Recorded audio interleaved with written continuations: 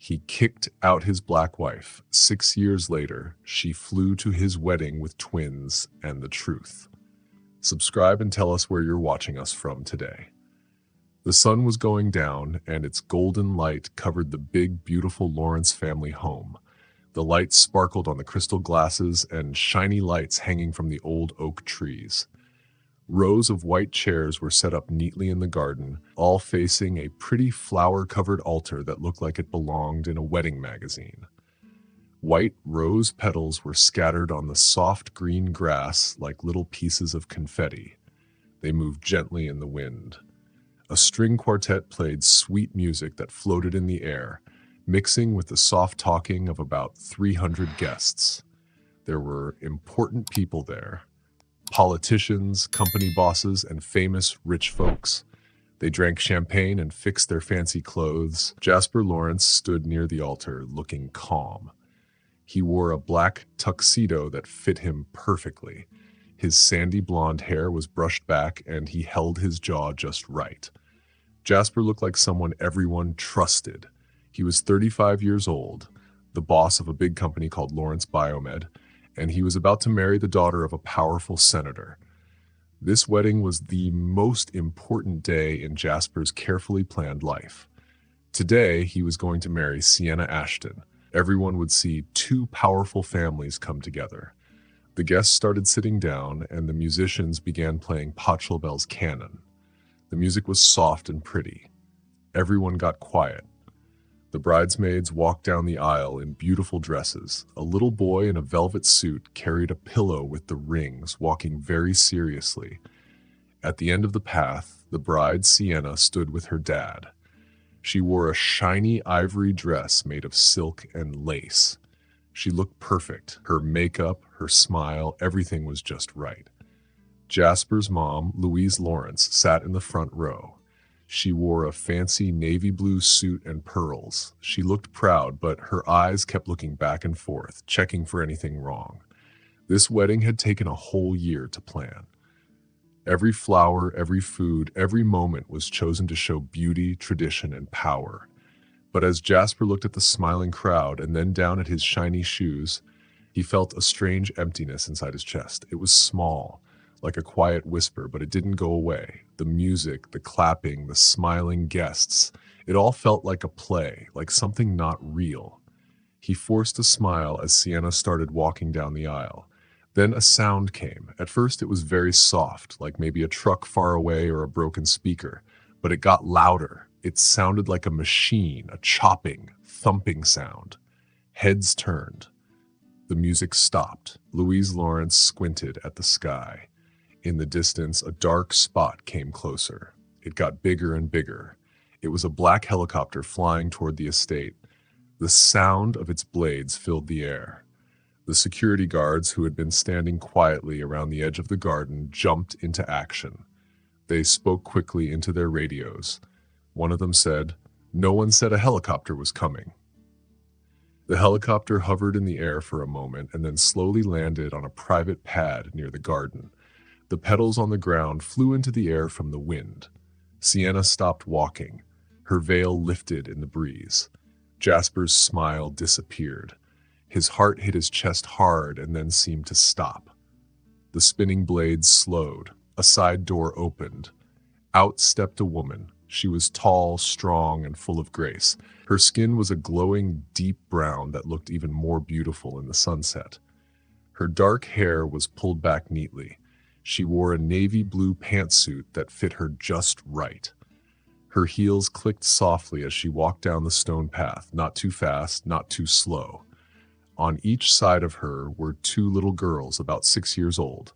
They held her hands. They wore matching white dresses with blue sashes. Their hair was curly and neat, their shoes clean. They weren't scared. They looked like they belonged. Whispers spread through the guests. People took pictures. Sienna turned to Jasper with wide eyes. "What is this?" she asked angrily. Her voice shook, not from fear, but from being mad. Jasper didn't answer. He couldn't speak. He stared at the woman and the two girls. His mind forgot everything else. He knew their faces. He knew her face. It was Layla. She was supposed to be gone forever. People told him she left the country and didn't want to talk to him again. But here she was, and the children, his children. Louise Lawrence stood up, her hand on her pearls. She looked shocked. Her husband, Everett, stood next to her, his hand shaking. "My God," he whispered. "Look at them." Layla kept walking forward, not looking at the guests or the whispers. Her eyes stayed on Jasper. The two little girls stayed close beside her. Even though she didn't say a word, her quiet walk showed strength and courage. No money or fame could buy that. Sienna turned to Jasper again, more upset. "Who is that? Why is she here?" Still, Jasper didn't speak. He remembered everything. Layla's laugh in their small Brooklyn home, the way she touched his shoulder before sleeping, the strong words she used when talking about fairness and justice.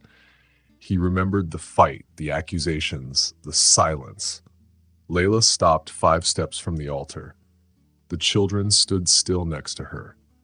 She looked at Jasper with calm eyes. Her face showed someone who had already lived through many hard things. The garden, which had been perfect and pretty, now felt full of truth no one planned for. She didn't need to speak. Her message was clear. We are here. You can't erase us. The person who was supposed to marry Jasper and Sienna didn't know what to do. Sienna's face turned pale. Louise sat back down but looked like she might scream. Then Layla finally spoke. She turned to the girls and said softly, "Go on."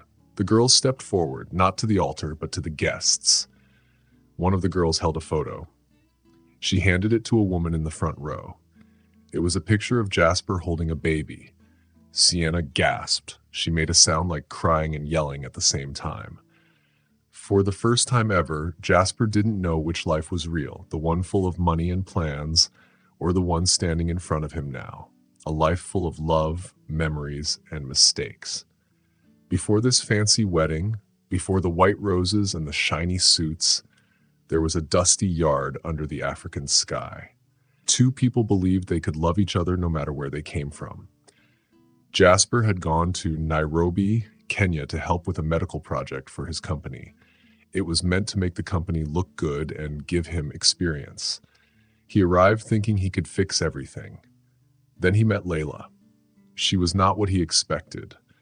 She didn't care about his money. She wore old jeans and boots, spoke 5 languages, and ran a small clinic that saved lives with barely any money. She was smart, brave, and busy. The first time they met, she nodded and went back to helping a boy who had been shot. But Jasper didn't want to leave. He asked her questions. He watched her work. He started helping her fix things and bring supplies. He brought her coffee. They argued sometimes, but he stayed close.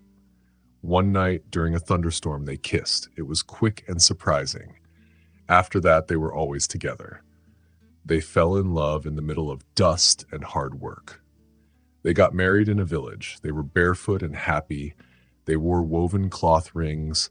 There were no cameras or rich guests, just music, laughter, and love. Then they came back to New York and things changed. Jasper didn't tell his parents about Layla. He said he needed time, that the world wouldn't understand. His parents were rich and powerful. His mom controlled her friends like a queen. Layla didn't fit into that world. Still, they tried to live happily. They had a small home in Brooklyn. She worked at a hospital. He worked at the company. They cooked, danced, and laughed. They argued and made up. She taught him to care about justice and fairness. He tried to understand, but problems grew. At work parties, people whispered when they saw Layla. Some thought she worked there. At a fundraiser, his mother sent an invitation with only his name. He deleted it. At a company meeting, someone asked if the rumors about his African wife were true. He hadn't told anyone what he knew. Then one day, he saw some papers on his desk. There were photos, printed text messages, emails, and hotel bills. All of them were about a woman named Layla and a man named Daniel. The messages looked like love notes. They even talked about private things in their home, things only someone close would know. Jasper had come back early from a trip. That's when he found the envelope with all these papers and a letter. The letter was from someone who didn't say their name. It said, Think again about the woman in your bed. That night, Jasper asked Layla about it. She had just come out of the shower. He sat on the edge of the bed, holding the papers with shaking hands. He didn't yell. He just asked sharply, "Who is Daniel?" Layla frowned. She looked confused. When she saw the papers, her face turned to shock. "I don't know this man," she said. "I didn't send these messages, Jasper, I promise." But Jasper didn't believe her. For years, people had been saying bad things about her. Now he thought it was true. He told her she had betrayed him and cheated on him. He said she made him look like a fool. Layla cried. She tried to reach for him and asked him to listen, but he had already made up his mind. He told her to leave and to take what little pride she had left. So Layla packed a small bag. She walked out with her dignity. Jasper didn't follow her. But what Jasper didn't know, because he didn't let her speak, was that Layla was already pregnant. In the next few weeks, Layla wandered around New York City like a ghost. She found a room at a shelter. She filled out forms and tried to understand what had happened. She called Jasper's office many times. No one answered. Then a letter came from his company. It said she was no longer part of his life. Even her hospital job ended after someone told them a lie about her. Her visa, which was tied to her research work, ran out. She was alone, had no job, and was pregnant. But Layla didn't give up. She found secret work in small clinics in Queens. She cleaned wounds and helped file papers. She borrowed books from libraries and studied at night in a shared room. Her body changed as the babies grew. She learned how to survive. She went to food banks and made a plan for every day. When it was time, Layla gave birth to twin girls at a small women's clinic. There was no time for pain medicine, so she bit down on a towel during the pain. She named her babies Zoe and Luna. She didn't write Jasper's name on their birth certificates. The first year was full of crying babies, bottle feedings, and tired nights. She carried both girls on buses and trains. She learned which streets were safe. She met other moms, shared food, traded work hours, and slowly began to build her life again. By the time the twins were 3 years old, Layla passed her U.S. medical exams. She used a fake name to apply for a job at a small clinic in Harlem. She started treating patients again. She was very kind and she was very smart. Soon people started talking about her skills. A journalist wrote a story about her, how she was a black woman doctor helping poor neighborhoods. After that, people donated money. A big group gave her a grant, then another. Layla opened her own clinic. It was a tiny place between a laundry shop and an old church, but it belonged to her. She gave jobs to people no one else wanted, immigrants, people who had been in jail, single moms. The neighborhood loved her. They stood in lines to see her. She treated asthma, diabetes, and even gunshot wounds. She taught people about healthy eating and mental health. She worked hard and even did side jobs to keep the lights on.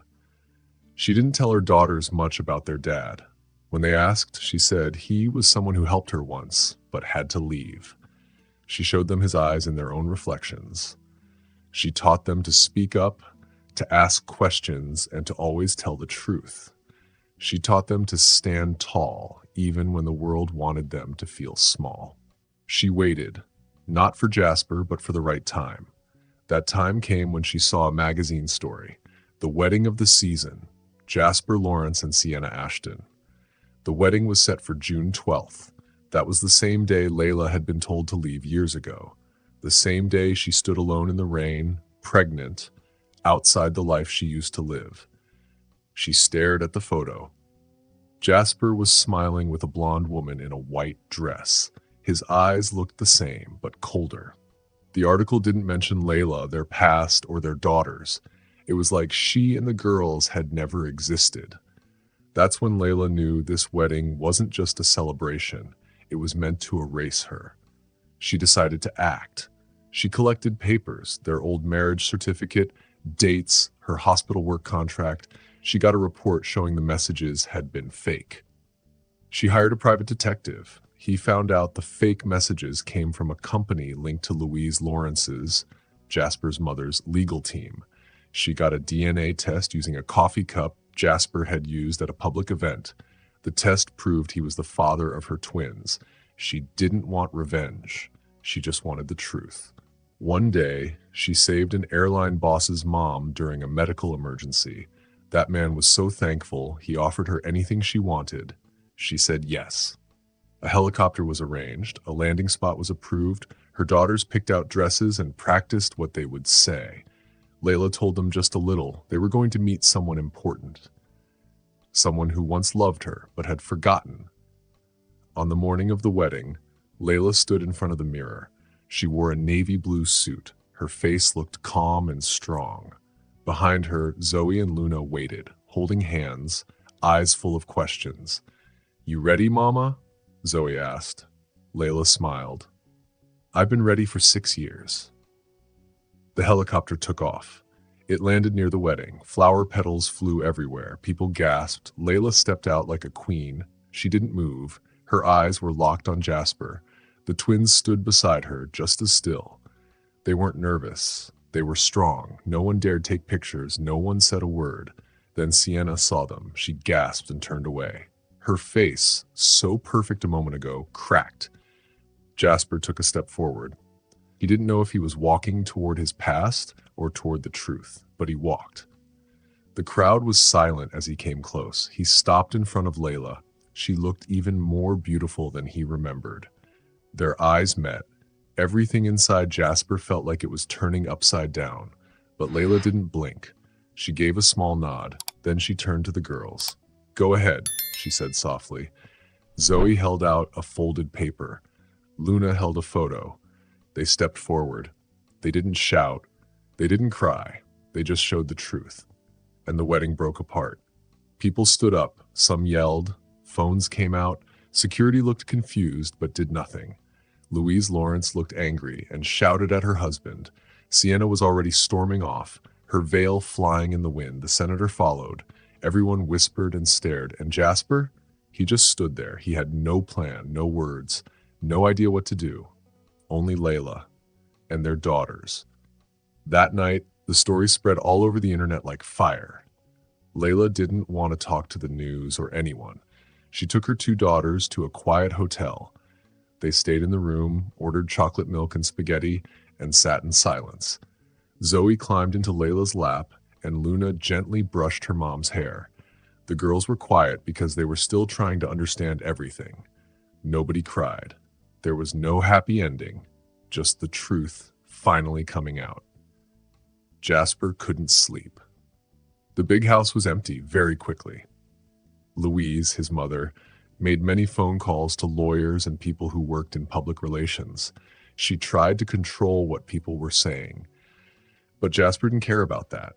He stayed alone in the library all night with a drink he never finished and thoughts that wouldn't stop. He remembered Layla's laugh. He remembered how she used to make fun of his grammar in the mornings. He remembered how she once told him, "Justice is more important than love, because justice is love in action." He remembered the last time he saw her face. She looked very hurt.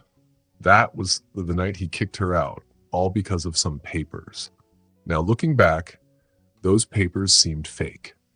He remembered how fast his mother had shown him proof and how quickly everything had been changed. He remembered how empty he had felt after Layla left. He had tried to forget her by having fancy dinners and meeting polite women he didn't really care about. But now he knew the truth. It wasn't just sadness he felt. It was fear. He had been a coward. 3 days went by.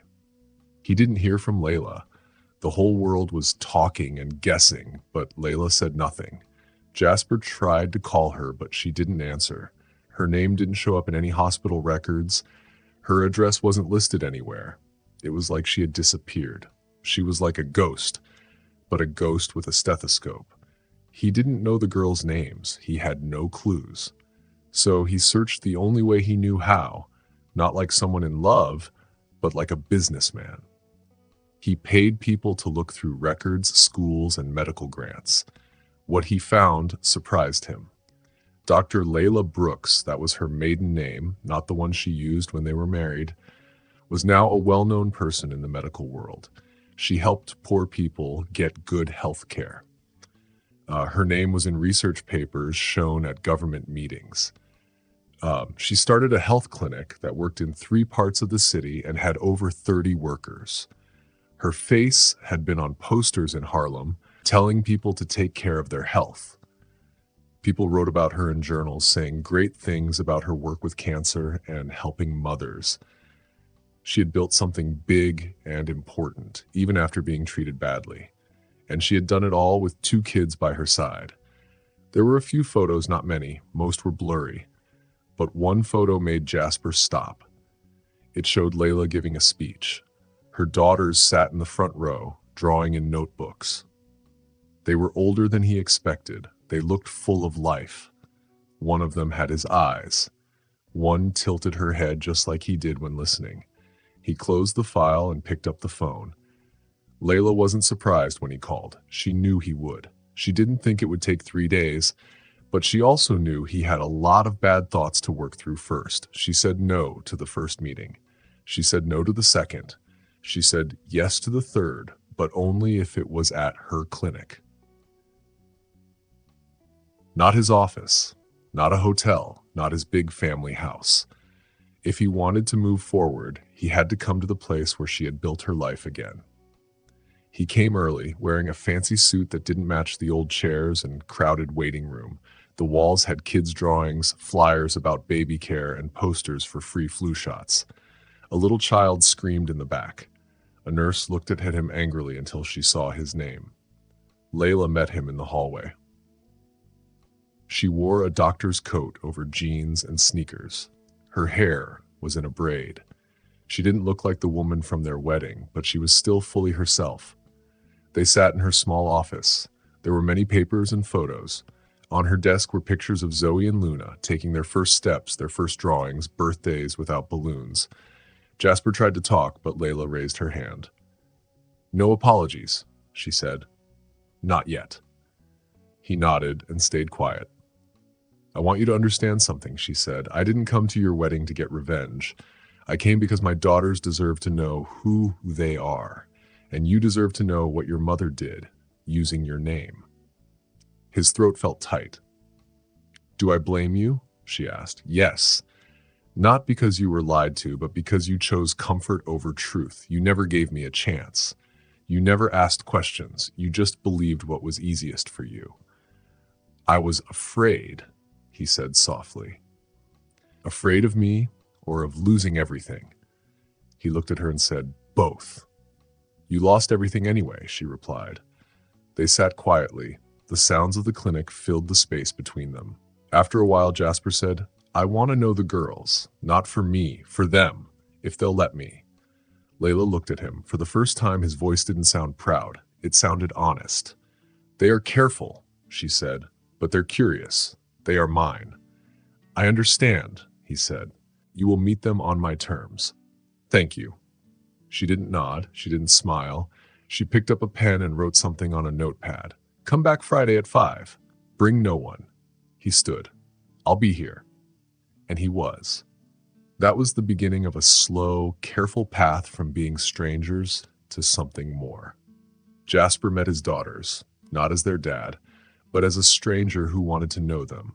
Zoe asked if he liked stars. Luna asked why he had left. He didn't lie. He didn't try to make himself look better. He just said he had made a mistake and wanted to do better now. The girls listened. Kids often understand more than grown-ups think. In the months after that, Jasper helped at the clinic. He did boring jobs, sorting papers, putting things on shelves, driving patients. He never asked for thanks. He didn't show off. He worked quietly beside Layla's team. Slowly, they stopped ignoring him. Then, they began to respect him. Layla didn't welcome him back into her heart. Not fully, but she watched him. One night, the girls were asleep on small beds in the back office. The lights in the clinic flickered. Layla went up to the rooftop and found Jasper there, looking at the city. "Why now?" she asked. He didn't turn around. Because I saw the life you built without me, and I realized I don't deserve it, but I can at least respect it." She looked at him, the man she once loved, the man who hurt her, the man who maybe had changed. "Then don't come back for me," she said. "Come back for them." He nodded. "I already have." The morning of that meeting was bright and quiet. It felt like the world was holding its breath. Jasper stood in front of the mirror, fixing his jacket. His mind was full of thoughts. He hadn't slept much. Everything in the past few weeks had shaken his world. When he looked at himself in the mirror, he didn't see the powerful man he once was. He looked like someone new, someone learning. The big house behind him was silent. There were no guests, no flowers, no music. The wedding never happened. Sienna had left that day, embarrassed. Her father left too, making angry threats. Louise, Jasper's mother, was hiding in another house, leaving messages full of delunal and yelling. Now the family name was in all the news, not for business deals or kind acts, but for secrets, lies, and the return of the wife and kids everyone had forgotten. Jasper didn't run away this time. He walked into the clinic's waiting room just before 5 o'clock. He gave a small smile to the lady at the front desk. She had gotten used to seeing him every day. Jasper had been coming here almost every day since Layla let him back into her life. He wasn't trying to take anything. He just wanted to be there, to watch, and to show that he cared. Before, he used to take control. Now, he just wanted to earn trust. The clinic was busy with people finishing their work. Nurses were putting away charts. Cleaners were sweeping the floors. A few people were still waiting for their medicine. The clinic smelled like cleaning spray and also a little bit like lavender because Layla always kept a nice-smelling diffuser near the front desk. This place smelled like hard work, care, and kindness. Layla walked toward him in the hallway.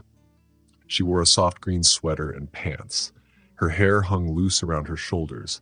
She didn't look happy or angry. Her face was calm, but her eyes showed she was thinking a lot. It wasn't anger in her eyes now. It felt more like she was taking care of something important. "In my office," she said. Jasper followed her. Her office was small but cozy. There were shelves full of books and doctor magazines. On the walls were children's drawings, rainbows, stick people with stethoscopes, and a picture of a superhero mom. Two girls, Zoe and Luna, sat on a little couch by the window. They were playing a board game. When Jasper walked in, they looked up at him, curious. Layla pointed to a chair, but Jasper knelt down in front of them. "Hi," he said. "I'm Jasper." "We know," Zoe said. Luna nodded. "Thank you for letting me see you again," Jasper said. "You're our dad," Luna said softly, like she wasn't sure how it would feel to say it out loud. "I am," Jasper said. His heart felt full, like a prayer. If you want me to be." They didn't say anything, but Zoe handed him a checker piece. "We're playing checkers. You can be red." Something special happened in that moment. It wasn't quite forgiveness, and it wasn't becoming a family again. It was something new and gentle, like a tiny seed starting to grow. They played until the game was over, then started another one. The girls talked about school, their favorite foods, and the books they liked. They didn't ask where Jasper had been. They didn't ask why. Children don't always care about timelines. They care about who is with them now. Layla worked at her desk, writing notes. She didn't say anything, but she was watching. She didn't stop Jasper from staying longer. She didn't say anything when the girls asked if he could come back next week. When Jasper got up to leave, Layla walked him to the door. "They'll ask questions," she said. "I'll tell them the truth," he replied. "Good, because I won't change the truth for you." "I wouldn't ask you to," he said. Layla looked at him for a long time. "There's more you don't know."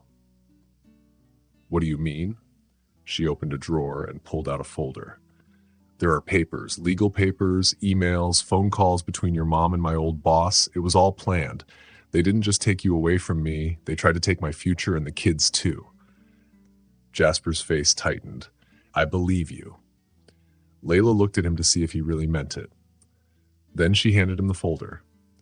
You'll want to sit down when you read this, and you'll need a lawyer who doesn't work for your family. The folder had many pages, dates, bills, secret notes, and even a statement from a young man who used to work in the computer department. He told the truth about what Jasper's mom had done to keep Layla away. He was young then and didn't understand, but now he wanted to make it right. Why didn't you tell the news people? Jasper asked.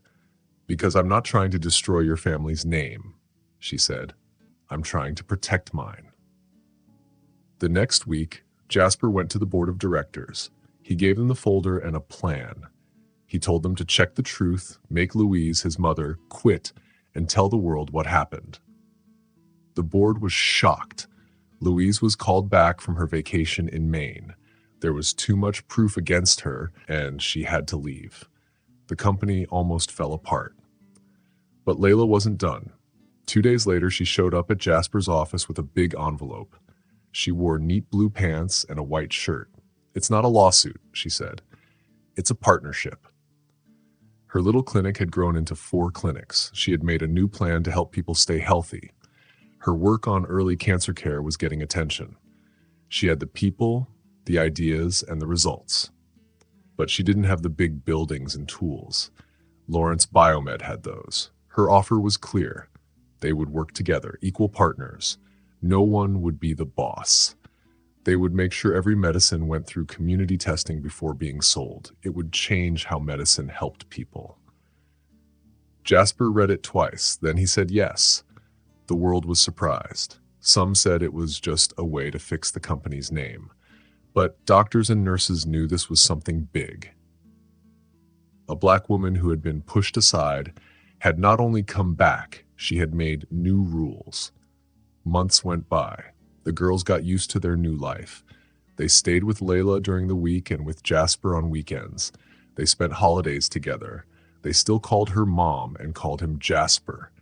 But one time, Zoe accidentally said, "Dad," then hid behind a pillow, blushing. Jasper didn't push it. He just kept trying his best to be there. Layla stayed apart. She didn't start a romantic relationship again, but they worked well together at the company. They argued sometimes, but they respected each other. Not like before when it was all polite and cold, but like 2 people who had fought hard and earned each other's trust. On the day that was once meant to be their wedding, Layla held a big party at the main clinic. The place was filled with white roses, not to remember the pain, but to take back the memory in a strong, new way. Many people came, patients, nurses, helpers, and friends. Jasper watched Layla give a speech. She didn't talk about the past. She talked about the future. She didn't say his name. But after the speech, she came to him near the table with donations. She gave him a glass of lemonade. "They're going to need you for pictures. You helped make this happen." "I just followed your lead," he said. "For once, you did," she said, and smiled. That smile meant more than any picture or praise. That smile told him he was finally doing things right. That night, after the party, the girls were asleep in the car. Jasper stood outside, leaning against the door. He watched Layla lock the clinic doors. The sign above the building said, "Brooks Lawrence Health Center." It had been her idea. "I still don't expect forgiveness," he said softly. Layla looked at him, keys in hand. "Forgiveness isn't something you ask for. It's something you live," she said. Then she pointed toward the car. "They're watching, always, so live it." She walked to her car, started the engine, and drove away. Jasper stayed there, standing in the quiet street. The smell of roses filled the air, and he knew that the woman he once left behind had not only risen, she had helped him rise too. Not to go back to the past, but to build a better future. A future based on truth and the children who would carry that truth forward. Thanks for watching. If you like the story, don't forget to subscribe, like, and share your thoughts in the comments. Check out our other videos too. See you in the next one.